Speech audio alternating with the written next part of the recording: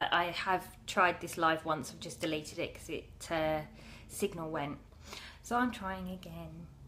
I have done a few lives the last couple of days, and they've had little games to play to sort of learn a bit more about yourself.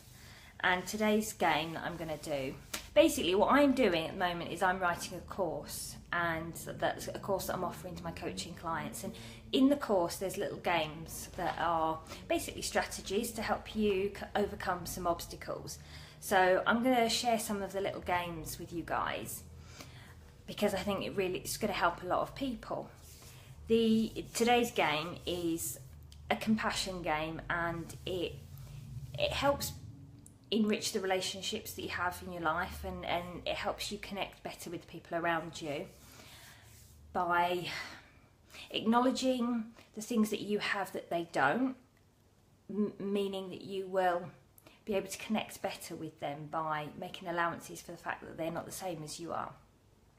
Because we all have those people in our lives that sometimes we just don't get, because say they're not as patient as us, or I don't know, they get angry really easy and we can't figure out why. There's lots of different reasons for these things. We don't have to always understand the reasons why, but we do sometimes have to make allowances. So the game is to give them a gift. So you think in your mind, the best time to do this is either on a walk, when you're in the bath or in the shower. These are times when you're really relaxed and they're really good thinking times. These are my favourite times. Obviously you might find that you might be in the gym, or I don't know, walking the dog, whatever is your best thinking time. Only you can decide that. So the game is, you think of the people in your life. If you start with the people that you struggle with most, that are closest to you, that you struggle with, have a think about the qualities that you have, and imagine that if you could give them one of your gifts, one of your qualities as a gift, imagine that you were doing that. So for example, if you've got, say, a brother that's really impatient and gets angry and frustrated really easily, but you're a really patient person, in that example you would give them your patience as a gift. So in that act alone, in that thought process alone, you are acknowledging that through no fault of their own they are impatient, which leads to frustration and anger, but you have the patience. So you are building your compassion that way. So you're giving your compassion a massive boost. You're acknowledging that they have these, I'm not going to say faults, because they'll make up for it in other ways. They'll have other qualities that you don't have, because that's the beauty of relationships. One person will have one quality, one person will have another, and that's how relationships work so well.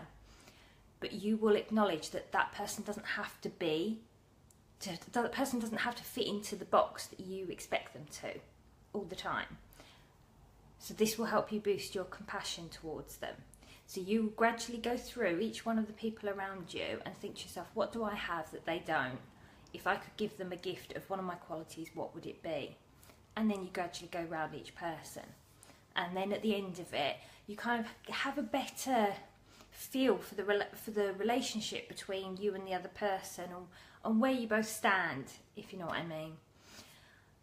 I find it really helpful in understanding people, because people around you aren't the same as you, and the quicker you accept that, the easier it is to get on with people, and you need to use your qualities to make up for that.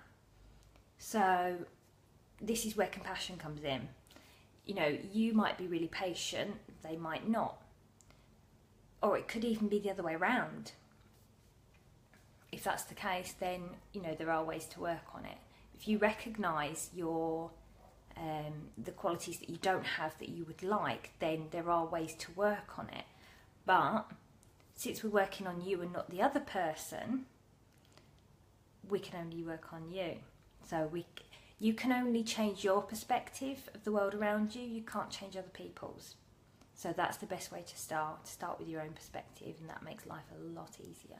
Now I have to go now because I'm going to have to go down to the station, but I hope you all have an amazing Friday, because it's Friday today and it's almost the weekend. So bye.